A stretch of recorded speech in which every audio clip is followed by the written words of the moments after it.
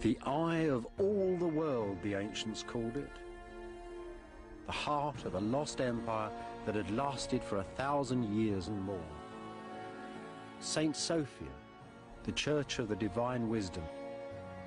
This was their crowning glory, the glory of Byzantium.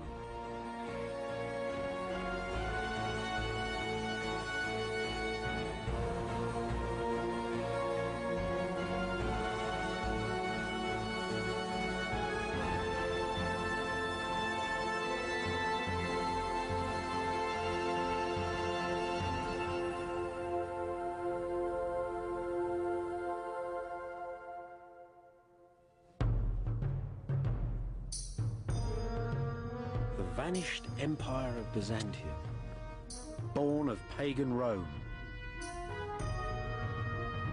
Byzantium, the dream of a Christian Roman empire that stretched from Spain to Syria.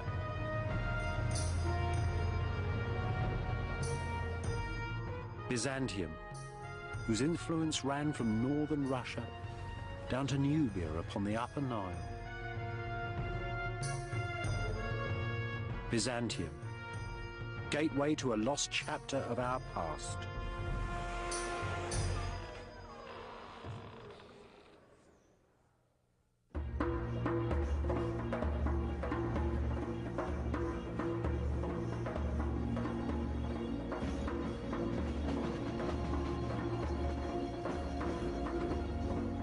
The Orient Express. I first travelled this line in the 60s. I bought a ticket at Waterloo Station in London for a ride to Istanbul in Turkey, and a lifelong fascination. It took 3 days to get there. It was hell on wheels, really. Goats in the corridor and communism out the window.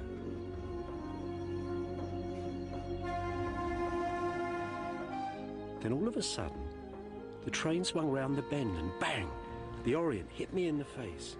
A great golden city by the sea, set between the east and west. You could see it had been the centre of the world. It was astonishing. I'd come to Istanbul. And underneath, the magic ruins of the lost empire of Byzantium.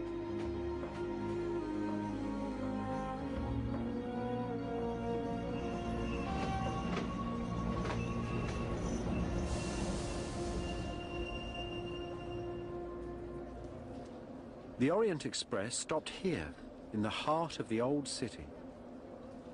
I got off it in clouds of smoke and steam, haunted by the ghosts of Greta Garbo and Agatha Christie, by 1,000 spies and archaeologists, by the kings and courtesans of pre-war Europe.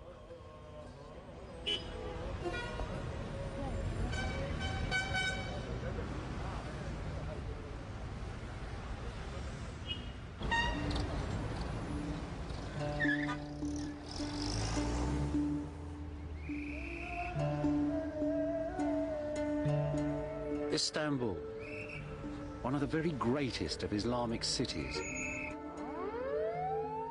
with the monuments of the conquering Turkish sultans who had ruled here since 1453, dominating its skyline.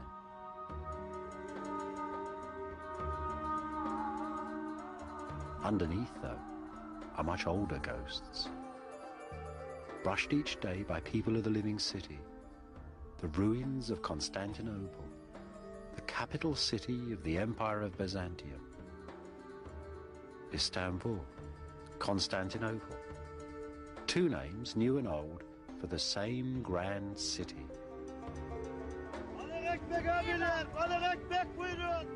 16 centuries ago, in the year 330, the Emperor Constantine, the first Christian Roman emperor, chose this city, then a small Greek town, to be his capital.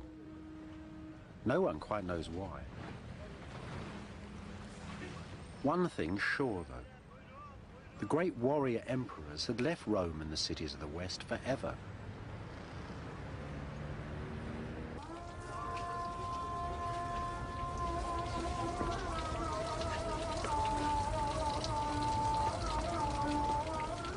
This mosque, The mosque of the Turkish Sultan who conquered the city is built straight on the foundations and the most ancient burial church of the mysterious emperors of old Byzantium. What then was this most ancient, half-forgotten empire?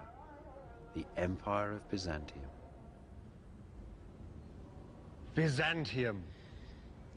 That magic, spicy word.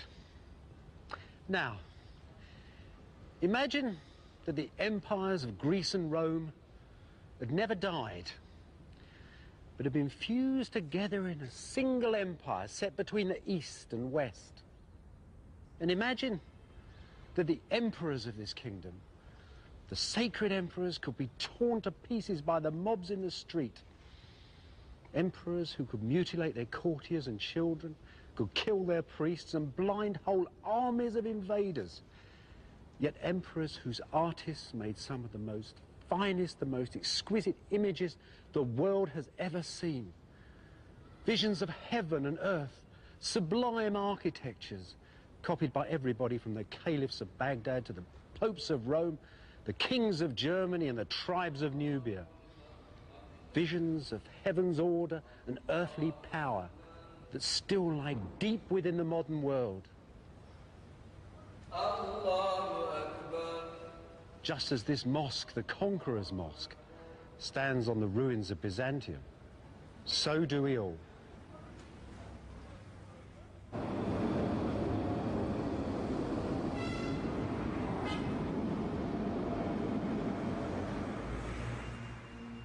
This is where the Empire of Byzantium began, beside this ancient column here on Main Street.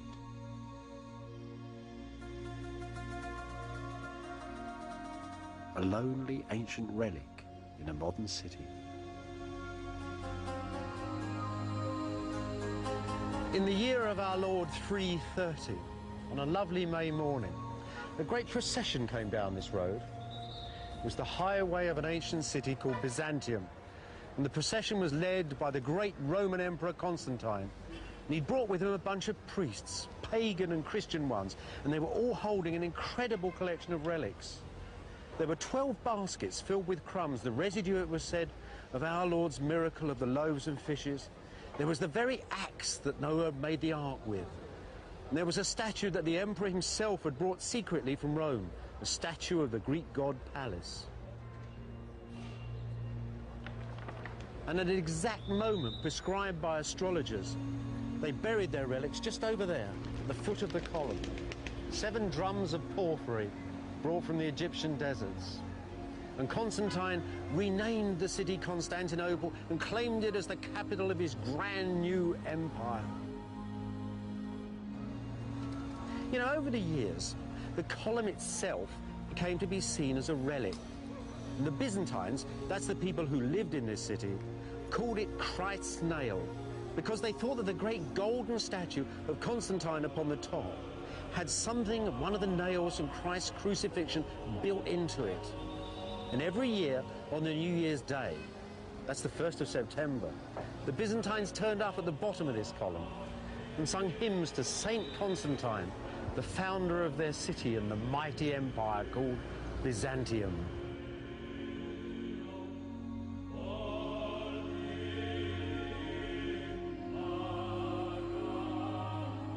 Constantinople was designed to be the center of the Christian world, the center of Christ's government on earth.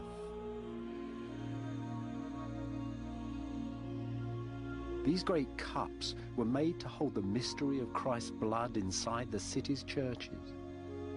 Churches glowing with Roman gold and ancient holy images. Images that for 1,000 years flooded right through Europe and the East.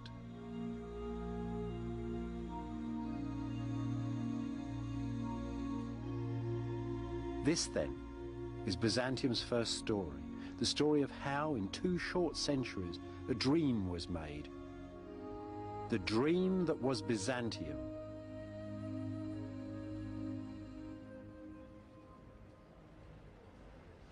Constantine, the Christian emperor, the man who took the faith of Jesus and the God of Abraham and created the beginning of the governments and churches in which the West still trusts. He was crowned, they say, at York in England in 306. For 40 years he had killed foes and family alike, and when he died, people were so frightened of him that no one touched his body for a week. This was the extent of Constantine's ambition. The late Roman Empire, with Constantinople, not Rome, as its capital. And in the far north, in Germany, the city of Trier, a great imperial garrison. It still shows something of what ancient Constantinople used to look like.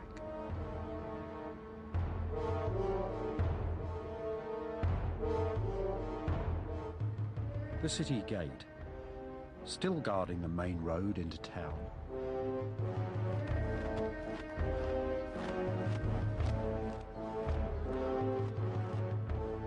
A great grim gate.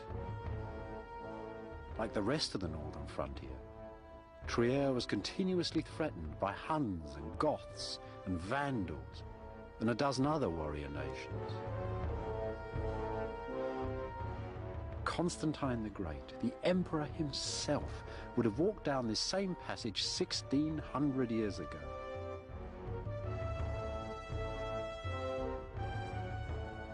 These vaults and arches are the architecture of his time.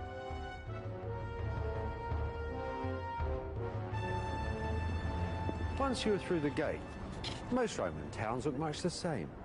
They were, if you like, a sort of an abstract idea of a city, and they were stamped on every landscape from Yorkshire to Syria.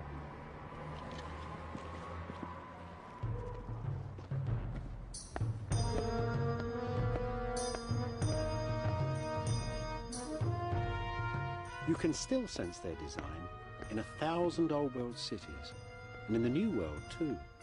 From Washington to San Francisco, planners still use parts of the same old patterns.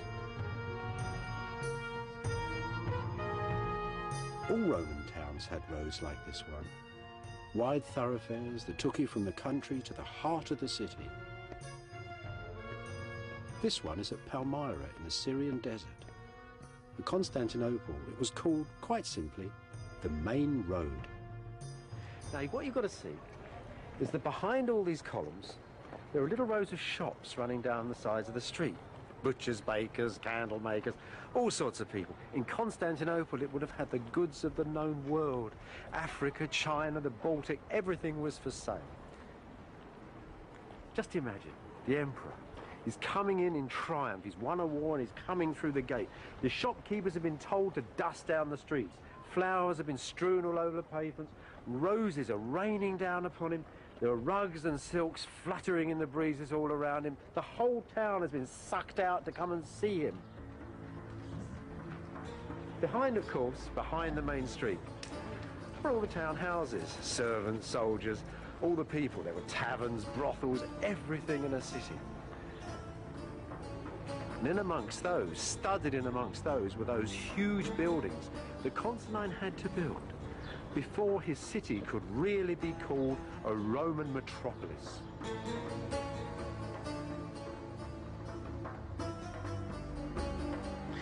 It's only a little building, but it was actually the heart of ancient Palmyra. It's the Senate, the Oval Office, where government was conducted, where the town elders met, where plots were hatched, all that sort of thing. Of course, in Constantine's great imperial cities, this would have been a vast long hall. And quite often, in the central hall of government, great Constantine himself would have sat, where now the altars of Christian churches stand, because this is basically the same building. In the year 360, Constantine's son built a magnificent church at Constantinople, especially for the drama of imperial communion. Next door, those same pious emperors built a giant racetrack, the Hippodrome. You can still see part of its outline in the streets. And here at last, around this old Egyptian obelisk, you can discover something of the atmosphere of ancient Constantinople. the heart of old Byzantium. This stone's like a giant mirror, reflecting all the life that once went on around it. There's the emperor and his family, Constantine's successors, come to the royal box to start a chariot race.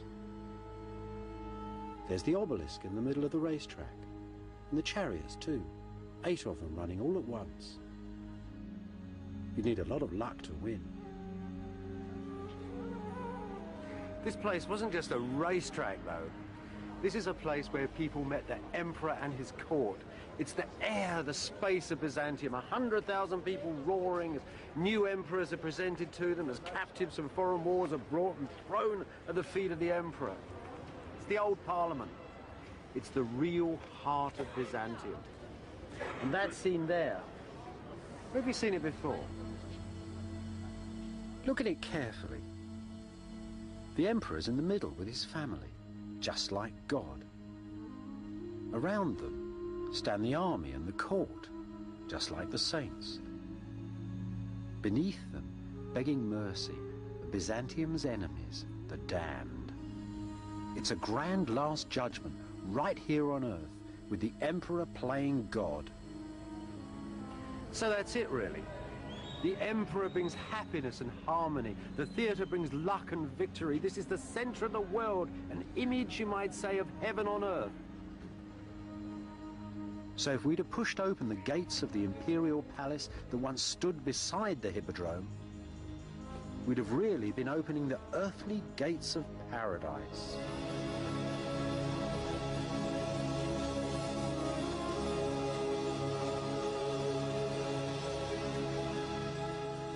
Arcades of gold and marble, silver boats on pools of mercury, silk carpets, golden thrones in halls of porphyry and pearls. All are gone. Only echoes of them still remain in Syria and Italy. Once, though, Constantinople held the palace of all palaces, the palace of the Christian Empire.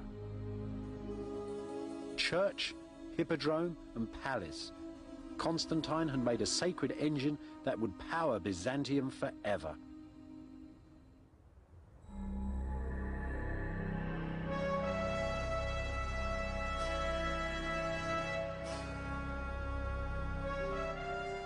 To protect the holy city of Constantinople, the emperors of Byzantium built the largest city walls in all the world. Armies that controlled the lives of millions rode from these gates, and through them passed the produce of an empire.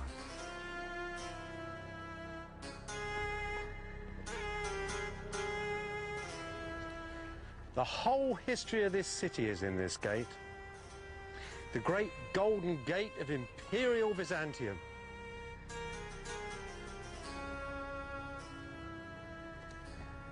You see that great high span at the top? That was once open to the skies. For 600 years, emperors and armies rode through that gate in triumph, coming back from wars against the Persians, the Arabs, the Bulgarians, the Russians. Then there was an earthquake. The gate was blocked. And that final gate at the bottom, that even a cavalryman couldn't come through on a horse, that gate was built in the final years of Byzantium. So this is a magic gate. It's a gate of legends. They say its wooden doors were covered with sheets of gold to give the gate its name. They say that the very last emperor, killed fighting on these walls, is buried beneath these stones, waiting for a call to take the city once again. So it's a gate of legend, but above all, it speaks of imperial Byzantine power.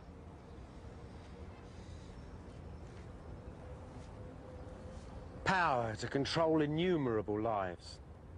You know, there are thousands of blocks in this gate, and each one of them, each tiny mark upon them, made by an individual human hand. Endless lives absorbed in making millions of these blocks. Enough to build the whole city of Constantinople. Now this snowy marble, strange grey lines running through it. is found all over the Byzantine Empire, from Spain to Syria and back to Constantinople. But it comes from one island only, one tiny island in the sea.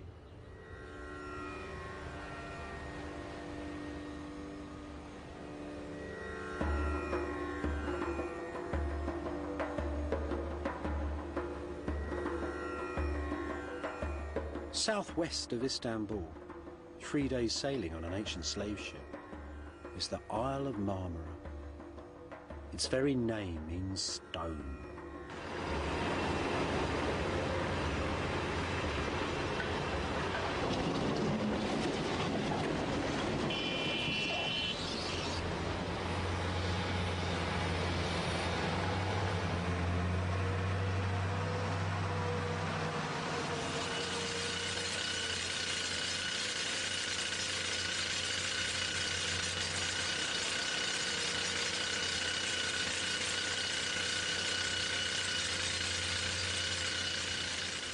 In the first centuries of Byzantium, slaves in their tens of thousands worked in these marble hills.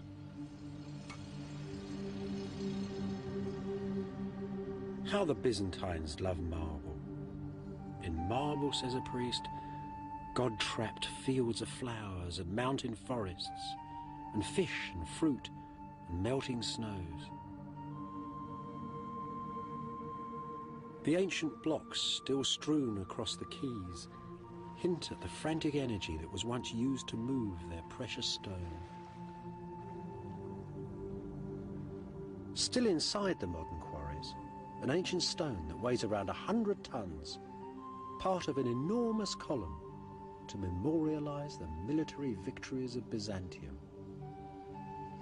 If it were finished, it would have had a spiral staircase cut in it, and rows of sculptured soldiers on its turning surface. It's still here, though. It cracked as it was quarried.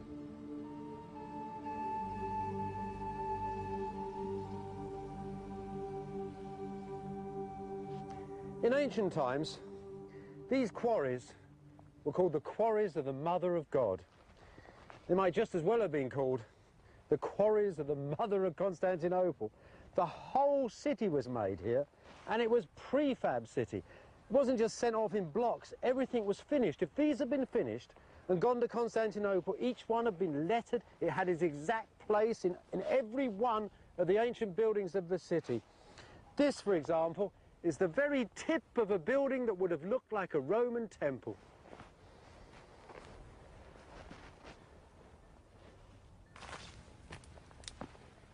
Modern quarry masters tell me that they find the best new seams of marble in the hills, beside the ancient stones.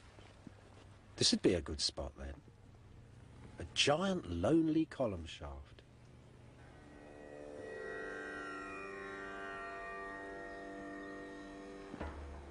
I've seen that same shape, so-called peacock's feather pattern, cut on a broken column lying right on the main street of old Istanbul.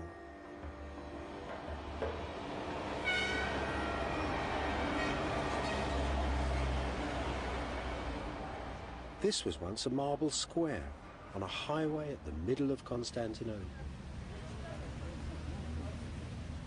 I don't suppose the Turks of modern Istanbul think much about ancient Byzantine victories. Yet there's still some fragments here of that great memorial column that made it all the way from Marmara. The ghosts of the imperial armies still lining the routes of their processions through the city.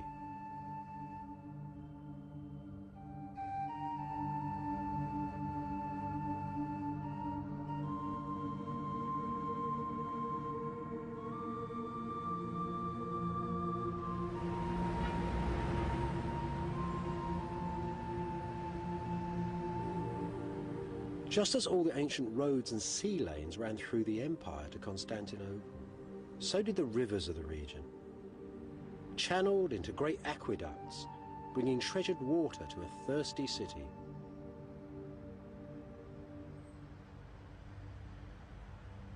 Underneath the town, cut deep into its hilltop, an eerie underworld, some 15 centuries old. freshwater cisterns, so that the Byzantines could bathe just like the Romans did, in marble halls.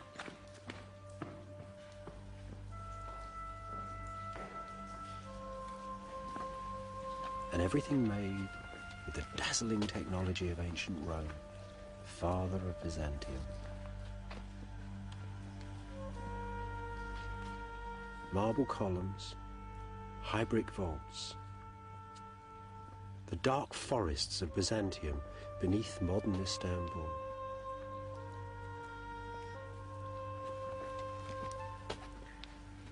Those Greek letters, hammered into the column with a chisel point, the marks of one of Marmara's quarrymen.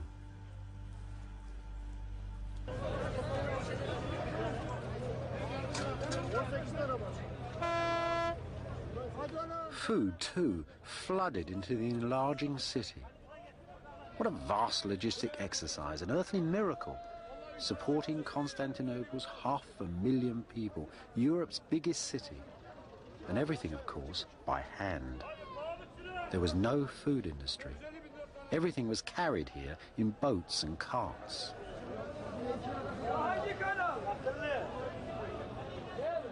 The finest fish, the Byzantines believed, were caught beside the emperor's palace, between the rising of the Pleiades and the setting of the blood-red star Arcturus.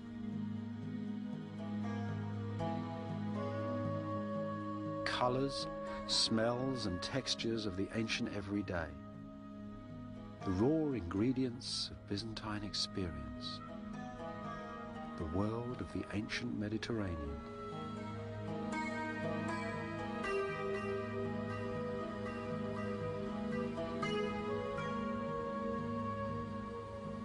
Just like the people of modern Istanbul, the Byzantines loved fresh bread and fresh vegetables.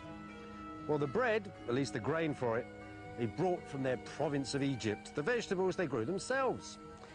In little plots beside their houses in the city, in fields in a great green swathe that ran for mile upon mile down the walls of the city. And here's still a bit of it today, growing more or less the same crops. Look at the garlic, the onions, the dill they used to flavour fish, especially those heavy yellow fish soups they so love. And this is an ecological Byzantine delight here. There's 3 or 4 different sorts of crocks. There's rocket for salad, there's chard and cabbage again, all sorts of things, mint, all growing together in a great profusion. And at the end of it all, lettuce to calm your stomach. So when the peasants in the fields just stop there for a moment and straighten their backs to watch the lords of Byzantium, those great history makers riding by, they too could think, we're not having such a bad time either.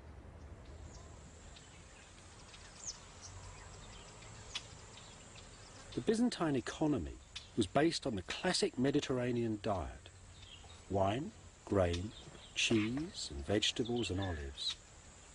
Olive oil was a staple. It was Byzantium's fuel. It lit streets and homes and lighthouses. It oiled carts and cured baldness. And it was used for cooking. In its first centuries, Constantinople's oil came mostly from northern Syria. This is a wonderful thing. It's a piece of Byzantine industrial archaeology. It's a factory for making olive oil. This is a marvellous little place. I'll show you how it works. It's very sensible, very logical. The olives were picked from the trees. They came down that little street in wagons. They were tipped down through a window, and they fell into that trough down there. They were then scooped out of the trough and put into this mill. This is a great oil press for the berries. You see this drum?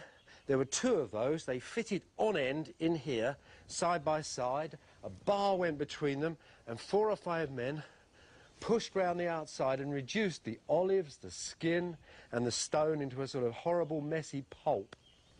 That then was taken out of there and laid in these circles here. Now, this thing in the wall here held a great beam that ran through the air.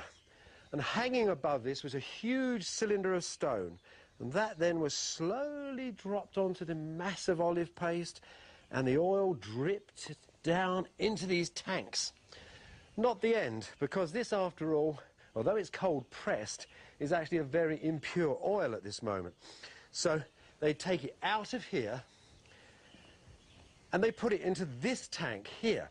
Now this tank has already got water in it, so as they pour the olive oil in, it floats to the surface, all of the impurities go down to the bottom. And see this little trench here? A vital piece of gourmet equipment, because this is where the very finest oil ran from that impurity tank down into this tank to make fine, clear olive oil for the tables of Byzantium.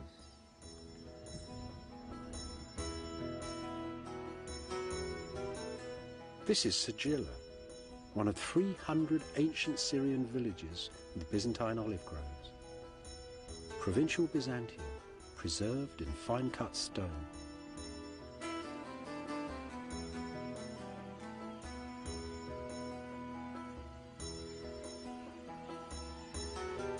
Just off the main square is the public bathhouse, forerunner of the Turkish bath. St. John cast whores and devils out of one of these.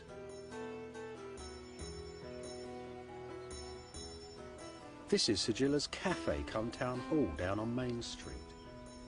Old soldiers and half-mad saints got drunk in bars like this. Moneylenders, magistrates and merchants did their business here. Can you hear the farmers, tough, independent homesteaders, chuckling about the prices that the city folk were paying for their olive oil? Life was very good. There was time for both the devil and his baths, and for the church and all its works.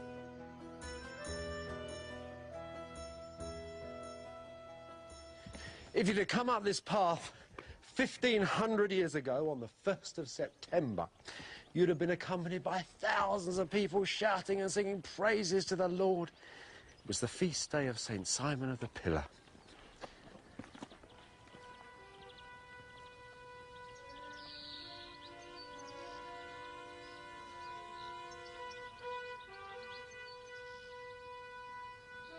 The first place these processions came to was this great baptistry. 10,000 people, whole cities full, had been baptised in this room in a single day. And then out they all went, praising the Lord, onwards to the Church of the Saint.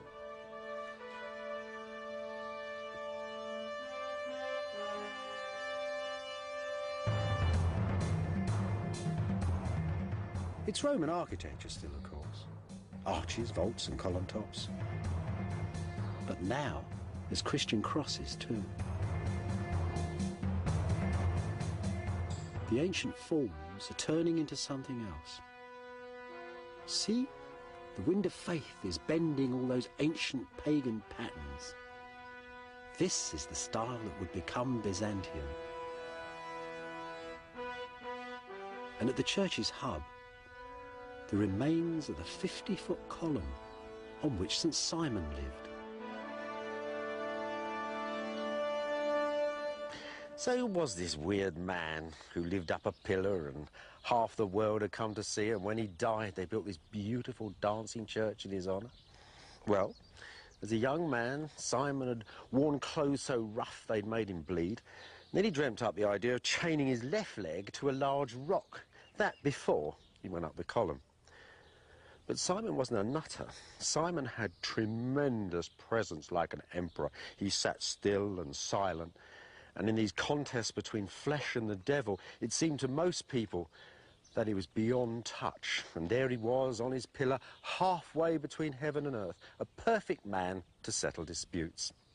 So they used Simon.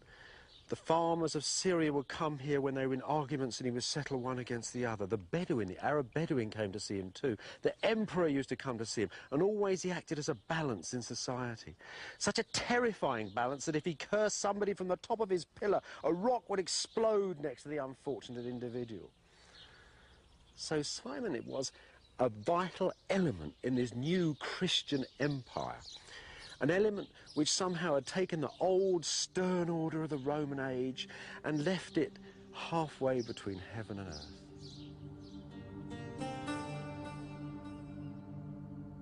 In the eastern Mediterranean, in the warm heartland of the pagan world, the first Christian empire, the Empire of Byzantium, found its balance. It was a good life, a rich life, and there was peace and plenty.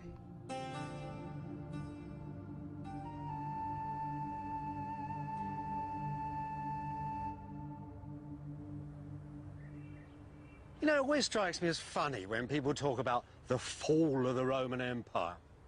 After all, standing here in Constantinople, it just got richer and richer and richer. Didn't fall at all. I suppose really it's because Rome fell. In fact, Rome didn't fall, it just got poor. Constantine had moved the capital from the great old cities of the west to here in the east. And with him moved the government, the generals, the artists and the architects. Everybody who made the empire moved with him. So in 475, that's 25 years after these walls were finished, the last Roman emperor of the West, a young man, a junior emperor, sent the crown back here to Constantinople, to New Rome. This was the new city. And I suppose really the story about the fall of the Roman Empire, that's the Western Empire, was really invented in the Renaissance by the popes, who really wanted to get the idea of a pagan empire falling and the Christian empire of the West rising. They're good propagandists like Raphael and Michelangelo to budge them on their way. But the truth is, the real truth is, that old Rome, ancient Rome, had been modelled on the great cities of the East, on Antioch and Alexandria, all those great marble cities. So when you say Rome fell, it didn't fall at all. It simply went back home again.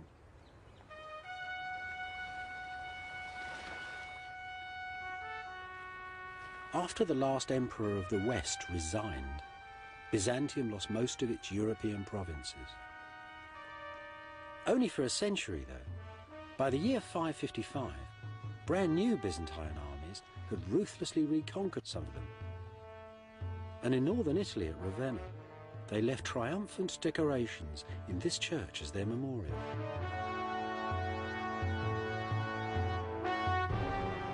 The man there is Justinian, the emperor who 200 years after Constantine completely remade the Roman Empire. The man who made Byzantium.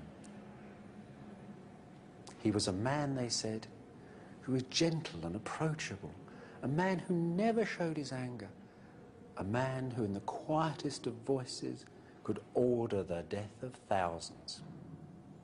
He didn't organise the empire completely by himself, though. His great strength was as a manager. Those strong faces that surround him were the faces of a great team of men he'd picked together. And he didn't really care whether they were Roman patricians or from the humblest, roughest backgrounds. He himself actually come from a completely illiterate peasant family in Serbia. Justinian, though, was only half the picture. The other half was that most remarkable woman over there, the Empress Theodora. They'd married each other for love, and they stayed together for 25 years. And look at the young ladies of the court there. They're looking sideways and a bit nervous. You see, it's not proper for young girls to look straight at you, not unless you're a woman of power like Theodora. But that is actually a portrait of a woman dying of cancer. Within 2 or 3 months of this mosaic being finished, Theodora was dead.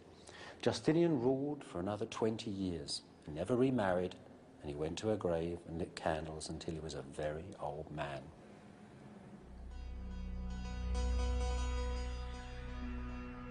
Though Justinian and Theodora restored the Roman Empire, this was no longer the ancient classical world. They lived in a different age, spoke Eastern Greek instead of Roman Latin, and viewed the world in very different ways.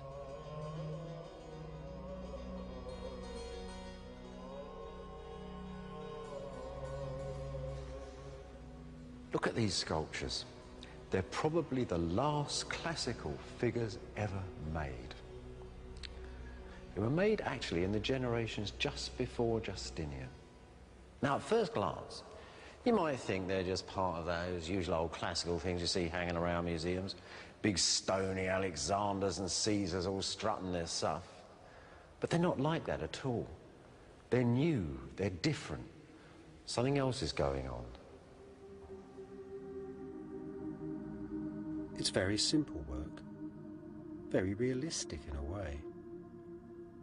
Little light-cut lines, and a day-old beard lightly chiselled on the hard marble, as if to emphasise its transience, its insubstantiality. These people are pensive, sad, and rather wise. After all, hadn't the saints and bishops told them that this life, this material world, was only an illusion? So naturally, these statues don't strut their stony stuff like Alexander or the emperors of Rome. They are not heroic descriptions of skin and bone and straining muscle. Each man stands inside his own mysterious inner space that each one of us must occupy. And from that space, they look outwards from the soul towards the heavens. As you might expect, if you should move around them, the solid bulk of marble and humanity is seen to be nothing more than an illusion.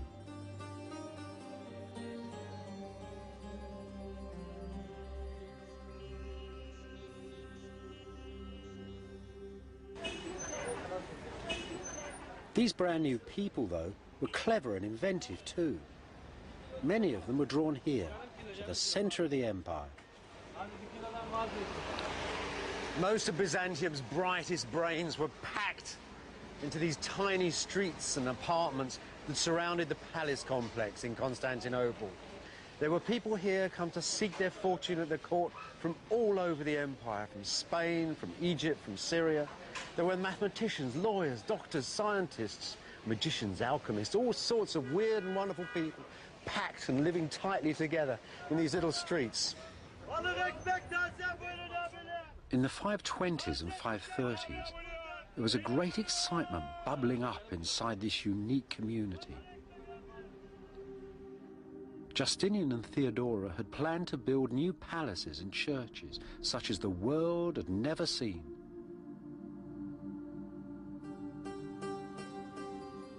The ancient forms, arches, vaults and column tops, were being used for something revolutionary.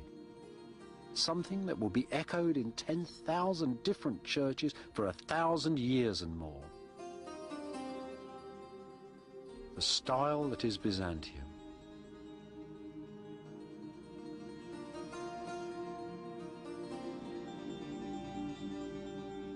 This seaside church, set right beside the palace, was made for some of Theodora's favourite priests. It was probably the work of one Anthemius, a famous physician and mathematician.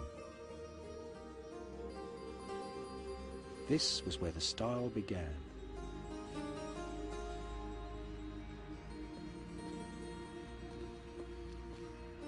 Theodora built the church to hold the blood-stained cloaks and bodies of two martyred soldiers, Sergius and Bacchus, the army's patron saints.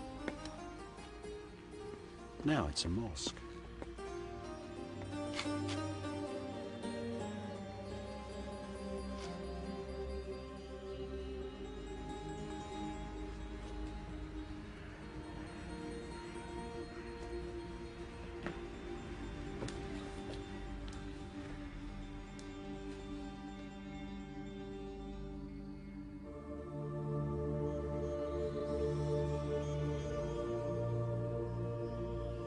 Anthemius' subtle compass has transformed all the usual ancient forms.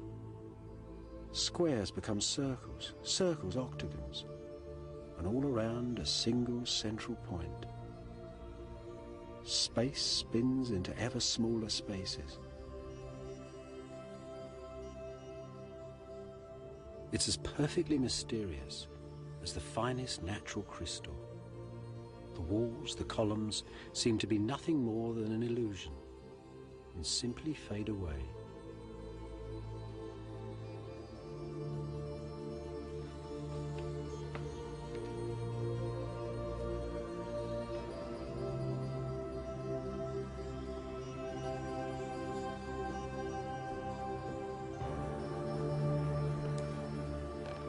Just look at that great big glorious dome, like a huge melon, divided into 16 sections and held by 8 wonderful swinging arches on those extraordinary V-shaped pillars and 28 columns through the church. It's like a vast net of stone and brick slung over this central space, this strange, mysterious space for the imperial communion. It's a wonderful piece of architecture, and it solved all sorts of problems that you can't even see. You see, those low domes exert tremendous pressure, and there's a force in this building to push the bottom of it out so the whole thing comes crashing down. Now, Anthemius, like every other architect, has used stone here as lintels and beams, as stress and strains, the old way of doing things. But he's come up with a brilliant idea to hold the church together. And it's this cornice.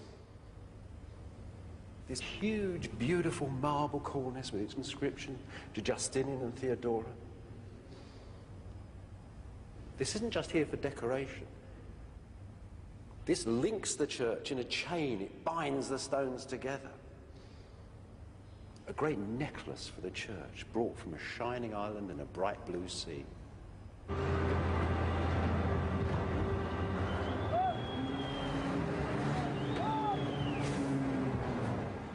Throughout Justinian's long reign, the Marmara quarries were hard at work, shipping stone for a new crop of imperial churches.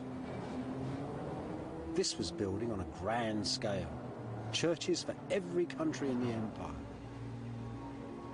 But the biggest of them all was a new church for the imperial communion at Constantinople. For this, the quarry masters were cutting larger and yet larger versions of Anthemius's clever interlocking cornice.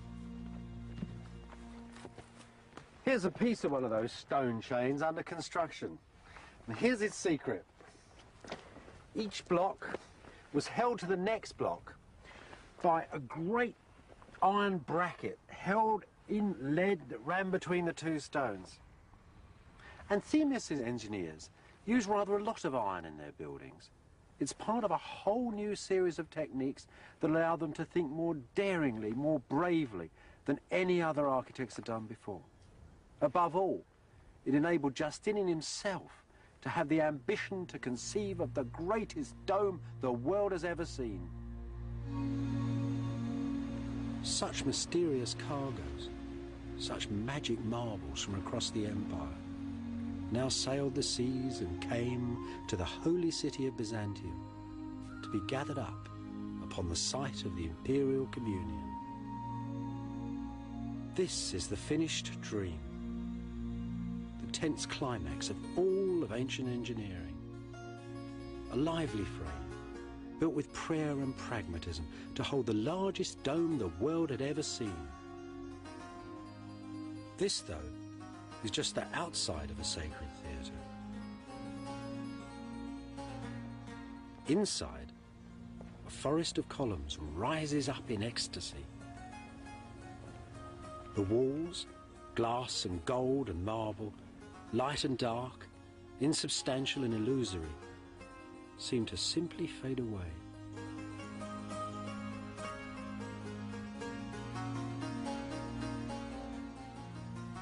A perfect sea of space for God's holy wisdom to come down and touch the earth. A perfect theatre for the anthems of Byzantium. Lo, the lords of heaven and earth have come.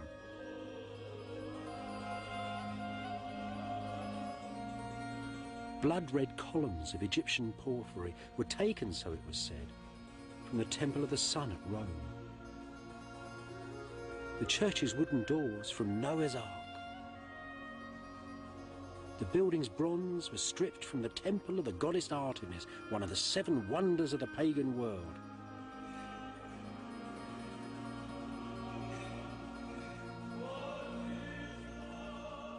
No wonder that the building has itself become a legend.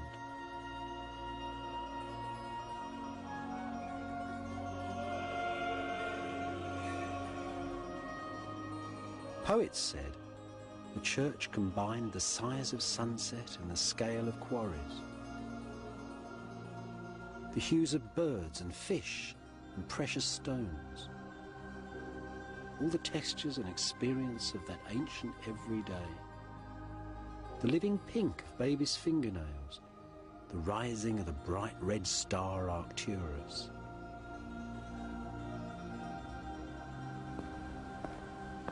In Byzantine, in Greek, this church was called the Church of Hagia Sophia, the Church of Holy Wisdom. All of Justinian's enormous empire, its wealth, its piety, its pagan heritage, was gathered up inside it.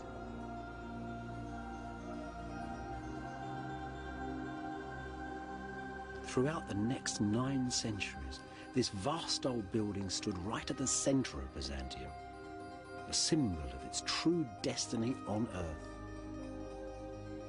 And on the last day of Byzantium, the emperor and his troops came here to pray before they walked out onto the city walls to die.